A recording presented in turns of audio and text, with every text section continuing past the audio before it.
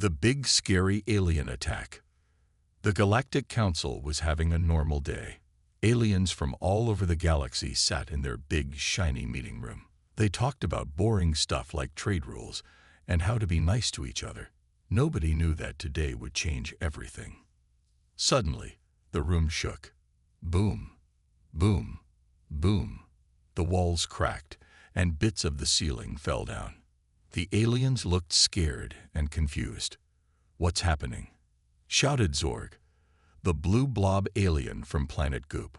Before anyone could answer, the big screen in the room turned on by itself. A face appeared. It wasn't a nice face. It had red eyes, sharp teeth, and looked very angry. "Hello, weaklings," the face said. "We are the Destroyers. Your galaxy belongs to us now. Give up or die." The room went crazy. Aliens were running around, screaming and hiding under tables. Some tried to call their home planets, but nothing worked. The Destroyers had cut off all their communications. Bleep, the smart computer alien, spoke up. "We must fight back. We have strong friends who can help us." The Council agreed. They sent messages to their 3 strongest allies: the warrior Klingons, the tech-smart Vulcans, and the sneaky Romulans. Surely, these powerful races could stop the Destroyers. Days passed. The Galactic Council waited and hoped. But the news was bad. Very bad. The Klingons fought bravely, but the Destroyers had better weapons. In just 2 days, the Klingon fleet was turned to space dust. The Vulcans tried to use their clever tricks and smart bombs, but the Destroyers were smarter. They hacked the Vulcan computers and turned their own weapons against them. The Vulcan planets fell one by one. The Romulans thought they could hide and do sneak attacks. But the Destroyers had super good eyes. They found every Romulan ship and blew them up. The Romulan Empire was gone in less than a week. The Galactic Council was scared. If their strongest friends couldn't win, who could? The Destroyers were taking over everything. Planets were giving up without a fight. Those who tried to resist were destroyed. In the council room, things were gloomy. Alien leaders argued and pointed fingers at each other. Some wanted to surrender. Others wanted to run away and hide. But Zorf, the wise old alien from planet Wrinkle, had an idea. "Wait," he said. "There's one race we haven't asked for help. They're new and a bit wild, but they might be our only hope." Everyone looked at Zorf like he was crazy. "Who?" they all asked. Zorf took a deep breath and said, "The humans from planet Earth." The room went quiet. Then everyone started talking at once. Humans. Those crazy apes. But they just learned how to go to space. They spend more time fighting each other than looking at the stars. Are you nuts, Zorf? They'll probably blow up the galaxy by accident. Zorf waved his wrinkly hands to quiet everyone down.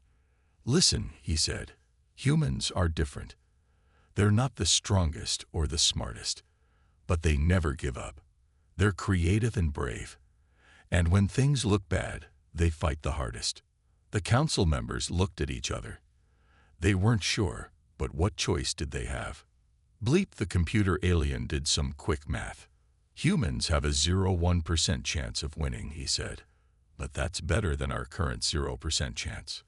The Galactic President stood up. She looked tired but determined. "It's decided then," she said. "We will ask the humans for help. May the stars have mercy on us all." As the council got ready to send a message to Earth, the big screen turned on again. The Destroyer's ugly face appeared. "Time's up, weaklings," he growled. "Surrender now, or we start blowing up planets." The council ignored him. They had a tiny spark of hope now. As they worked on their message to Earth, they could hear the sounds of destroyer ships getting closer and closer. The fate of the galaxy now rested in the hands of a young, untested species, a species that still argued about whether the Earth was flat or round, a species that thought sending pictures of cats was the best use of their internet. But maybe, just maybe, these odd creatures called humans could do what no one else could. Maybe they could save the galaxy when all seemed lost. As the first destroyer bombs started falling on the Galactic Council's planet, the message to Earth was sent. Now, all they could do was wait and hope that humanity would answer the call. The universe held its breath, waiting to see what the humans would do. Humans joined the fight. It was a normal Tuesday on Earth. People were doing their usual things, going to work, watching TV, and arguing on the internet. Nobody knew that aliens were real, let alone that the galaxy was in big trouble. In New York, the UN building was buzzing with activity. World leaders were meeting to talk about boring stuff like trade deals and climate change. Suddenly, the sky outside turned bright purple. A huge spaceship appeared above the city. It was shiny and looked like a giant metal donut. People on the streets stopped and stared. Some ran away screaming. Others took out their phones to post on TikTok. The spaceship shot a beam of light at the UN building. But instead of blowing it up like in the movies, it just made a loud ding sound, like a giant microwave. Inside the UN, everyone was freaking out. But before anyone could call the army or hide under their desks, a strange creature appeared on the stage. It looked like a mix between a tree and an octopus. It had big, sad eyes and was wearing what looked like a shiny spacesuit. "People of Earth," the alien said in perfect English, "we come in peace and we need your help." The room went silent. Then everyone started talking at once. "Is this a joke? Where are the cameras? I knew I shouldn't have had that extra coffee this morning." The alien waved its branch-like arms. "Please, listen. I am Ambassador Xylop from the Galactic Council. Our galaxy is under attack by evil aliens called the Destroyers. They've beaten our strongest warriors. You're our last hope." The world leaders looked at each other, confused. The president of France spoke up. "But we're just humans. We've never even been past our own moon. How can we help?" Xylop's eyes got even bigger and sadder. "You humans are special. You're creative, brave, and never give up. We've watched your movies. We know what you can do." "Wait," said the British Prime Minister. "You've been spying on us." No, Xylop said quickly. "We just really like your Netflix." Just then, everyone's phones buzzed. News alerts showed destroyer ships attacking other planets. It wasn't a joke. This was real. The US president stood up. "Okay, alien dude. Say we believe you. What do you want us to do?" Xylop looked relieved. "We need your warriors, your thinkers, and your, what do you call them? Meme makers. The destroyers are strong, but they don't understand humans. You might be able to surprise them." The world leaders huddled together to talk. It was crazy, but also kind of exciting. Humans had always dreamed about aliens. Now they had a chance to be galactic heroes. After a short discussion, they turned back to Xylop. "We're in," they said together. What happened next was the craziest week in Earth's history. The world's best scientists started working with alien tech. They mixed Earth gadgets with space gizmos to make new superweapons. Soldiers from all countries trained together to fight in space. They learned to use laser guns and how to walk in zero gravity without throwing up. Hackers and computer geeks teamed up to create viruses that could infect alien computers. They also made funny memes about the destroyers to keep everyone's spirits up. Regular people helped too. Grandmas knitted special space socks. Chefs created food that wouldn't float away in space. Kids drew pictures of the destroyers looking silly to make them less scary. But not everyone was happy. Some people were scared and angry. They protested in the streets, saying humans should stay out of alien wars. To calm everyone down, the governments decided to show people what they were fighting for. They asked Xylop to give tours of the alien spaceship. People were amazed by the alien technology. They saw rooms that could change shape, computers that worked by thought, and toilets that, well, let's just say going to the bathroom in space is very interesting. Xylop also showed videos of beautiful alien worlds that the destroyers had attacked. There were planets with rainbow oceans, flying cities, and forests where the trees sang. People realized they weren't just fighting for aliens. They were fighting to save wonders they had never imagined. As the week ended, Earth was ready. They had built a fleet of spaceships using a mix of human and alien tech. They looked like normal rockets on the outside, but inside they had stuff that would make sci-fi fans go crazy. The best and brightest humans from around the world were chosen to go. Soldiers, scientists, engineers, and even a few artists and comedians. They said goodbye to their families, not knowing if they'd ever see Earth again. As the ships prepared to leave, millions of people watched. It was like the whole world was holding its breath. Cylops stood with the human leaders, watching the ships take off. "Thank you," he said, his big eyes filled with tears. "Win or lose, the galaxy will never forget what humans did today." The ships blasted off, carrying humanity's hopes and dreams with them. As they disappeared into the stars, everyone on Earth had the same thought.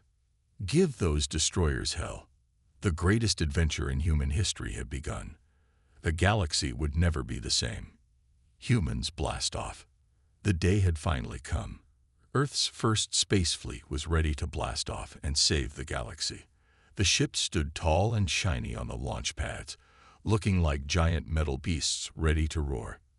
Inside the biggest ship, named Hope, Captain Sarah Chen took a deep breath.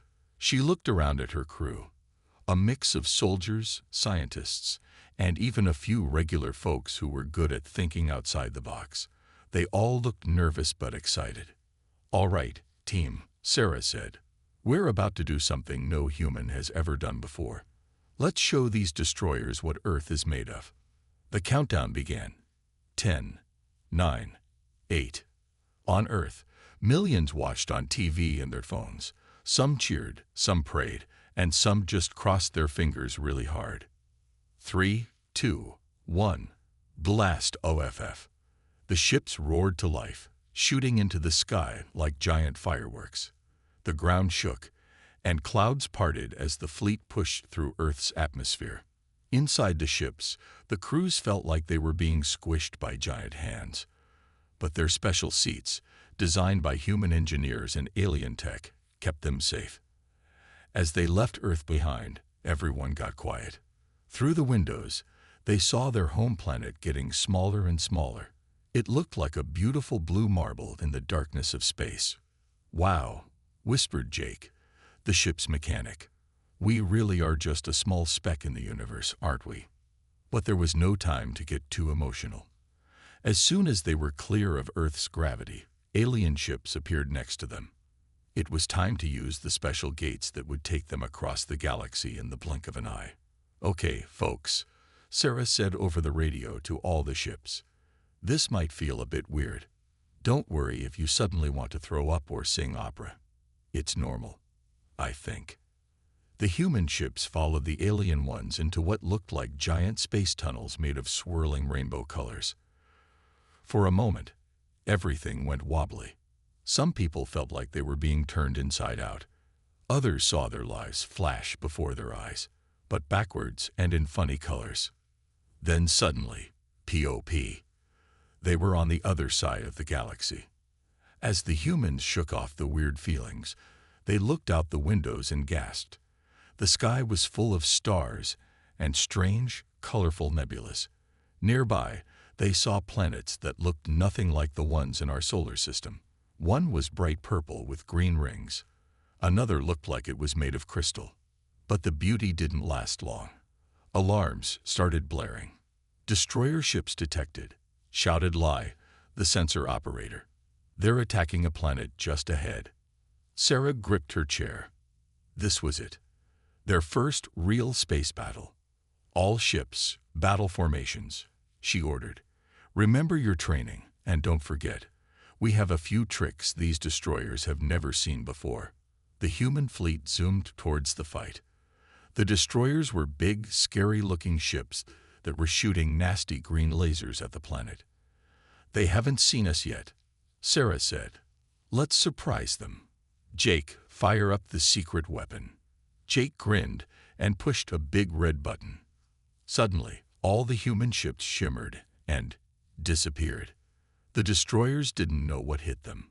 One minute they were happily blowing up stuff. The next, they were being shot at by invisible enemies. It turns out, humans had taken the alien cloaking technology and made it even better. They mixed it with the camouflage ideas they used in paintball games. The human ships zipped around, firing lasers and launching weird-looking missiles. Some missiles exploded into clouds of super sticky space goo, gumming up the destroyers' weapons. Others released thousands of tiny robot bugs that started eating through the enemy ships' hulls.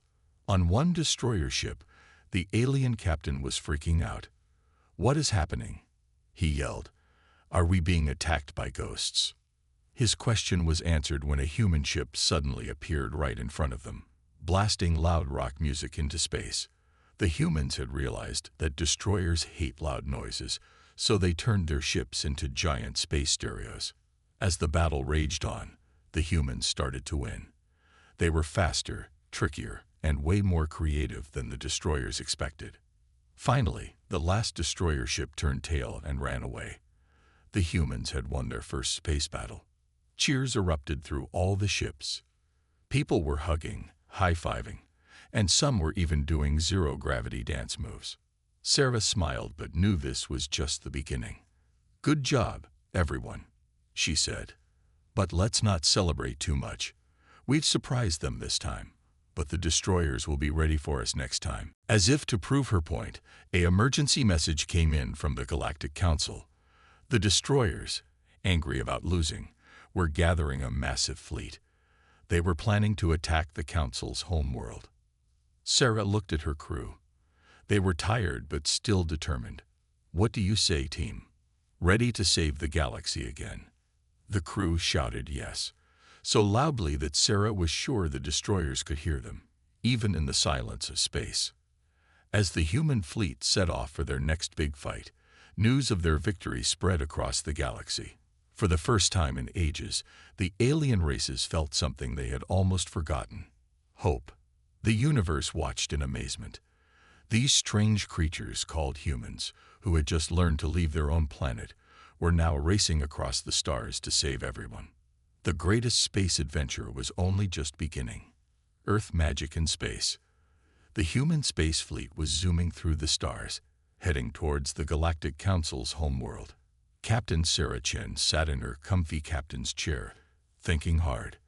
They had won their first battle, but the destroyers were angry now. The humans needed new tricks. "Team meeting," Sarah called out.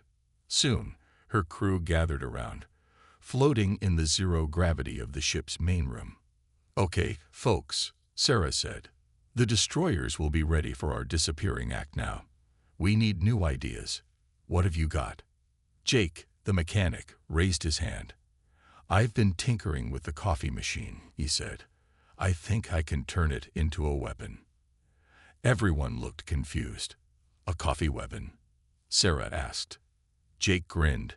"Yeah, it shoots super hot, super strong coffee. It'll stain their ships and keep them awake for days." Sarah nodded. It was crazy, but crazy might just work. Lai, the sensor operator, spoke up next. "I've been watching old Earth TV shows," she said. "I think we can use some ideas from them." For the next hour, the crew shared wild ideas. Some were silly, some were clever, but all of them were very human. Suddenly, alarms started blaring. "Destroyer ships ahead," Lai shouted. Sarah jumped into action. "Battle stations, everyone. Time to try our new tricks." The space in front of them filled with mean-looking destroyer ships. They were big, black, and covered in spiky weapons. "They're powering up their main guns," Lai warned. "Jake, hit him with the coffee cannon," Sarah ordered. Jake pushed a big red button. Their ship shook as it fired a massive stream of dark, steaming liquid into space. The coffee splattered all over the front of the lead destroyer ship, covering its windows and sensors. Inside the destroyer ship, aliens ran around in panic. "We're blind," the destroyer captain yelled. "And why do I suddenly feel so awake. Sarah grinned. Nice shot, Jake. Now, lie. Time for your TV trick. Lai nodded and tapped on her control panel. Suddenly, giant hologram images appeared in space around the human ships. They looked like huge space monsters from old sci-fi movies, all tentacles and teeth. The destroyers freaked out. They had never seen anything like it before. Some of their ships tried to run away, crashing into each other in the process. It's working. Sarah cheered. Now, let's show them some real Earth magic. Meme team, you're up. In a corner of the ship, a group of teenagers who were really good at making funny internet pictures got to work. They had set up their computers to hack into the destroyers' communication systems. Suddenly, all the screens on the destroyer ships filled with silly Earth memes. There were grumpy cats, rickrolls, and one does not simply pictures everywhere. The destroyer aliens were so confused. Some of them even started laughing, forgetting they were in the middle of a battle. While the destroyers were distracted, the human ships zoomed in closer. They fired their weird weapons, bubble gum torpedoes that gummed up enemy engines, stink bombs that made destroyer crews run away holding their noses, or whatever they smelled with, and beach ball missiles that bounced around inside enemy ships, knocking out controls. It was chaos, but a funny kind of chaos. The humans were winning not by being stronger, but by being weirder. As the battle raged on, Sarah noticed something strange. Some of the destroyer ships weren't fighting back anymore. Instead, they were trying to catch the hologram monsters or figure out how to make their own memes. Cease fire, Sarah ordered. Then she opened a communication channel to the destroyers. Hey there, she said in a friendly voice. Looks like you guys are having fun with our Earth stuff. Want to learn more? There was a long silence. Then a gruff alien voice replied, Your Earth magic is interesting. Perhaps we judged your species too quickly. Sarah smiled. How about this? Stop trying to destroy the galaxy, and we'll teach you all about coffee, memes, and TV shows. Deal. More silence. Then, deal. Just like that. The battle was over. But it wasn't just a victory. It was the start of something new. In the days that followed, humans and destroyers started talking. The destroyers were fascinated by Earth culture. They loved reality TV shows, got addicted to cappuccinos, and couldn't stop sharing funny cat videos. The Galactic Council was amazed. The humans hadn't just beaten the destroyers. They had made friends with them. As news spread across the galaxy, aliens everywhere wanted to learn about Earth magic. Human music, movies, food, and jokes became the coolest things in the universe. Back on the ship, Sarah looked out at the stars. Who would have thought, she said to her crew, that we'd save the galaxy with memes and coffee? Jake laughed. That's humans for you, Captain. We're weird, but it works. As they flew towards the Galactic Council to report their success, Sarah couldn't help but wonder what other adventures were waiting for humans out there in the big weird universe. One thing was for sure, with Earth magic on their side, it was going to be one heck of a ride. Team Space Party. The human fleet, along with their new destroyer friends, arrived at the Galactic Council's home world. It was a planet that looked like a giant disco ball, all shiny and sparkly. As they got closer, they saw it wasn't just shiny. It was covered in cities that floated in the air. Captain Sarah Chen and her crew were invited to a big meeting with the council. They flew down to the planet in a small ship that looked like a flying teacup. Whoa, said Jake, looking out the window. It's like Las Vegas in space. They landed on a platform that hovered above a sea of purple clouds. Aliens of all shapes and sizes were there to greet them. Some looked like talking trees, others like giant jellyfishes, and a few even looked like walking calculators. The head of the council, a wise old alien named Zordlax, welcomed them. He looked like a mix between an elephant and a disco ball. Humans of Earth, Zordlax said in a deep, booming voice. You have done the impossible. You've not only defeated the destroyers but made friends with them. How did you do it? Sarah stepped forward. Well, sir, she said, trying not to laugh at Zorblax's sparkly trunk. We just showed them a little Earth magic. For the next hour, Sarah and her crew explained everything. The coffee cannon, the meme warfare, the TV show holograms. As they talked, the aliens' eyes and other seeing organs got wider and wider. When they finished, there was silence. Then suddenly, all the aliens burst out laughing. They laughed so hard that the floating city shook. This is amazing. Zorblax boomed, wiping a glittery tear from his eye. We've been fighting wars with lasers and space torpedoes for centuries. But you humans, you fight with jokes and hot drinks. Sarah grinned. That's kind of our thing. We like to think outside the box. Zorblax nodded. Well, it's clear we have much to learn from you humans. And you probably have things to learn from us too. I propose a great exchange of ideas. And just like that, the greatest space party in galactic history began. For the next week, the floating cities of the Council world were filled with humans and aliens sharing their cultures. It was weird, wild, and wonderful. In one corner, a group of humans was teaching aliens how to dance the Macarena. The aliens, with their various numbers of arms and legs, made it look like a crazy octopus dance. Nearby, some tree-like aliens were showing humans how to communicate by changing the color of their leaves. Humans tried to copy this by wearing special color-changing t-shirts, which led to some hilarious misunderstandings. Jake set up a coffee shop, introducing aliens to lattes, cappuccinos, and espressos. Soon, there was a line of caffeine-buzzed aliens zooming around the city, talking faster than light speed. Lai organized a meme-making contest. Aliens tried to create funny Earth-style memes about their own cultures. The winning meme, made by a slug-like alien, said, "One does not simply slime into mortar." Even the former destroyers got into the fun. They turned out to be great at karaoke, their deep, growly voices perfect for heavy metal songs. But it wasn't all just fun and games. Humans and aliens also shared their technologies and ideas. Scientists mixed Earth science with alien tech, coming up with new inventions. They created phones that could translate any language in the galaxy, shoes that let you walk on walls, and pizzas that could change flavor with each bite.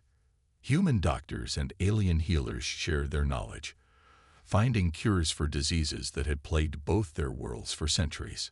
Artists from Earth and across the galaxy collaborated, creating music that could be heard through telepathy and paintings that changed based on the viewer's emotions. As the days went by, something amazing happened.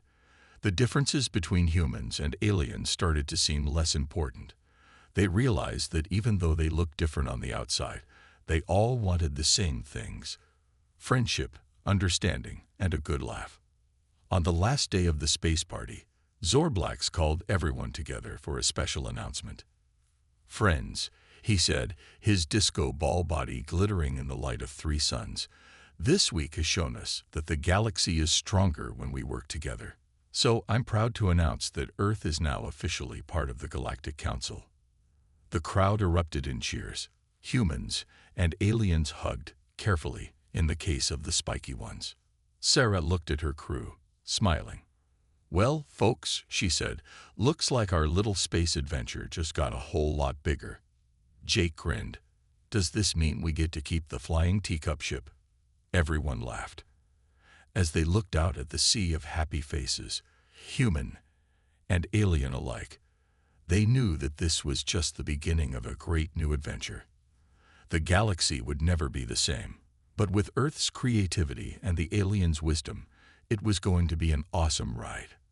As the party wound down, and the humans prepared to head home, with promises to return soon, one thing was clear: in the great big universe, a little Earth magic could go a long way. And who knows, maybe somewhere out there, there's a new alien race just waiting to learn the Macarena and discover the joy of memes. The adventure, it seemed, was only just beginning. The last big fight.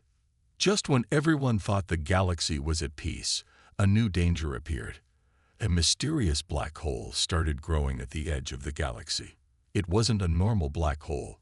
It was eating stars faster than it should and getting bigger every day. The Galactic Council called an emergency meeting.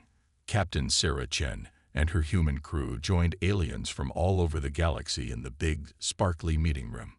Zorblax, the disco ball elephant alien leader, looked worried. "This black hole will eat our whole galaxy in a month if we don't stop it," he said. "Our best scientists say it's not natural. Someone is controlling it." Gasps filled the room. An evil alien controlling a black hole. That was bad news. But who would do such a thing? Asked a tree-like alien. Suddenly, a hologram appeared in the middle of the room. It showed a scary-looking alien with too many eyes and a laugh that sounded like fingernails on a chalkboard. "Greetings, galaxy fools," the alien cackled. "I am Lord Vexer, Master of the Void. Your silly friendship party is over. Soon, all will be darkness." The hologram disappeared, leaving everyone in shock. Sarah stood up. "We can't let this Vexer guy win," she said. "Humans have dealt with bullies before. We just need a plan." The council agreed. They decided to send a team to Lord Vexer's base inside the black hole. But how could they survive in there? That's when Jake, the human mechanic, had an idea. "What if we mix our Earth ships with alien tech to make a super ship?" he suggested. "Something that can withstand the black hole." Scientists from Earth and different alien worlds work day and night. They combined the best Earth technology with amazing alien gadgets. After a week, they had built the coolest spaceship ever. It looked like a mix between an Earth rocket, a UFO, and a disco ball. Zorblax insisted on adding some sparkle. They called it the Galaxy Hope. Sarah and her crew, along with some of their new alien friends, got ready for the mission. It was going to be dangerous, but they had to try. As they prepared to leave, aliens from all over the galaxy sent them good luck messages. Even the former destroyers, who were now experts at making memes, sent a funny picture that said, "One does not simply fly into a black hole." The team laughed, feeling a little better about their scary mission. Finally, it was time. The Galaxy Hope took off, flying towards the growing black hole. As they got closer, they could see stars being sucked in. It was both beautiful and terrifying. "Okay, team," Sarah said, "let's show this Vexer what happens when you mess with the galaxy." They turned on their special shields and flew into the black hole. Everything went dark and wobbly. It felt like they were being stretched like spaghetti and squished like a pancake at the same time. But the ship held together. Soon, they saw a strange light ahead. They flew towards it and found themselves in a hidden part of space. Right in front of them was a massive space station shaped like an evil face. "That's got to be Vexer's base," Sarah said. "Let's go say hello." They flew closer, but Vexer was ready for them. Evil-looking ships flew out to attack them. "Time to show them our tricks," Sarah shouted. Jake fired up the new super coffee cannon. It shot a stream of coffee so strong it pushed enemy ships away like leaves in the wind. Lai used their new mega meme ray. It covered enemy ships in funny cat pictures, making the evil aliens laugh so hard they couldn't fight. But Vexer had tricks too. He shot dark energy beams that almost broke through their shields. The battle was fierce. Both sides were giving it all they had. But then Sarah noticed something. "Look," she said, pointing at Vexer's station. "That big antenna must be controlling the black hole. If we can destroy it, we might stop this whole thing." But the antenna was protected by a strong force field. How could they break through?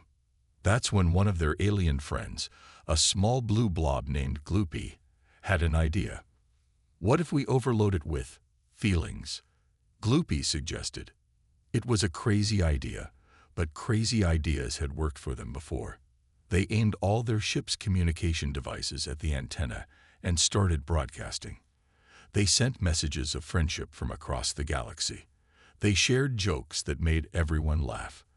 They played music that made people want to dance. All of this positive energy hit Vexor's antenna at once. It started to spark and shake. "It's working," Sarah yelled. "Keep it up." They sent more and more messages of hope and happiness. Suddenly, there was a big flash of light. The antenna exploded. Vexor's angry voice boomed around them. "No, you can't defeat the darkness with feelings." But that's exactly what they did. As the antenna fell, the black hole started to shrink. Vexor's station began to crumble. "Time to get out of here," Sarah ordered. They flew out as fast as they could. Behind them, the black hole closed, taking Vexor's evil plan with it. As they flew home, tired but happy, Sarah looked at her team, humans and aliens together. "We did it," she said. "We saved the galaxy with friendship." Everyone cheered. They couldn't wait to get home and celebrate with the biggest, craziest space party ever. As the Galaxy Hope flew through the stars, they knew that whatever challenges came next, they would face them together. Humans, aliens, and maybe even a few reformed destroyers. After all, in this big, weird, wonderful galaxy, anything was possible.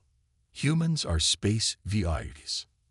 After saving the galaxy from the evil Lord Vexor and his black hole, the humans returned home as heroes. But they had no idea just how much things were about to change.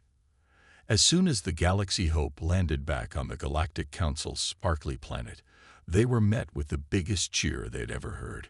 Aliens of all shapes and sizes were there, waving flags, throwing confetti, and making noises that sounded like a mix of trumpets and giggling. Captain Sarah Chen and her crew stepped out, feeling a bit shy with all the attention. Zorblax, the disco ball elephant alien leader, came forward with a big grin on his trunk. "Humans of Earth," he boomed, "you have saved us all. Again, you are officially the coolest species in the galaxy." The crowd went wild. Some flying spaghetti aliens did loop-de-loops in the air. A group of rock-like aliens started doing the wave, which looked like a moving mountain range. Zorblax held up his trunk for silence. "To honor the humans, we have some special announcements." First, he presented them with the Galactic Medal of Awesomeness. It was a shiny medal that changed color and played a different song every hour. Then he unveiled a giant statue in the center of the city. It showed a human, an alien, and a former destroyer all holding hands, or tentacles, or branches. Under it was written, "Friendship is the greatest power in the universe." But the biggest surprise was yet to come. From this day forward, Zorblax declared, Earth will be known as the galaxy's VIP planet. The humans looked confused. "What does that mean?" Sarah asked. Zorblax's trunk curled into a smile. "It means, my dear humans, that you are now very important planets. You'll get special perks across the galaxy." And boy, did they get perks. Every human was given a special space passport. It let them travel anywhere in the galaxy for free. The passport also worked as a universal translator, a space phone, and could even make ice cream appear with a push of a button. Earth became the most popular tourist destination in the galaxy. Aliens from all over came to visit. They wanted to see the place that produced such creative and friendly beings. The aliens loved Earth's oceans, mountains, and cities, but what really blew their minds were the simple things. They thought squirrels were the cutest things ever. They couldn't stop taking pictures of fire hydrants. And don't even get them started on bubble wrap. They thought it was the most amazing invention in the universe. Humans became celebrities wherever they went in space. Alien kids asked for their autographs. Alien fashion designers copied human clothes. There was even a popular alien hairstyle called the human mess, which was just bedhead. But it wasn't all just fun and games. Humans used their new status to do good things across the galaxy. They set up a galactic peace corps, where humans and aliens worked together to help planets in need. They built schools, cleaned up polluted worlds, and taught the art of making the perfect sandwich to hungry alien species. Human scientists worked with alien experts to solve big problems. They found cures for space diseases, invented new clean energy sources, and even figured out how to make broccoli taste like candy, much to the dismay of kids across the galaxy. Earth music became the hottest thing in the universe. Alien DJs mixed Earth songs with weird space sounds, creating new genres like cosmic country and nebula funk. The galaxy's #1 hit was a remix of Old Town Road, featuring the Deep Space Whale aliens, which sounded like country music mixed with beautiful ocean noises. Human sports also became popular. Aliens loved basketball, but with their different shapes and abilities, the games got pretty wild. Imagine a slam dunk by a stretchy alien from the other side of the court. Even Earth food became famous. Alien chefs tried to recreate pizza, burgers, and tacos. Some attempts were delicious. Others, well, let's just say that squid ink pasta isn't supposed to actually move on your plate. But the best thing about being galactic VIPs was the friendships humans made. People from Earth formed close bonds with beings from across the stars. They learned new ways of thinking, new games to play, and new ways to laugh. One day, as Sarah was watching a sunset on a distant planet with her alien friends, she realized something important. "You know," she said, "being a galactic VIP isn't about being better than anyone else. It's about bringing people together and making the universe a little bit better. And a lot more fun." Her friends agreed, nodding their heads and other body parts. As night fell and the stars came out, Sarah thought about how far they'd come. From a little blue planet, alone in the universe, to being part of a big, weird, wonderful galactic family. The adventure, she knew, was far from over. There were still new worlds to explore, new friends to make, and probably new bad guys to stop with the power of memes and coffee. But whatever came next, Earth was ready. Because now they knew the most important thing in the universe. With creativity, kindness, and a good sense of humor, anything is possible. As Sarah and her friends headed off to get some cosmic ice cream, it floated and changed flavors as you ate it. She couldn't help but smile. Being a human in space was pretty cool after all. The end, or is it just the beginning?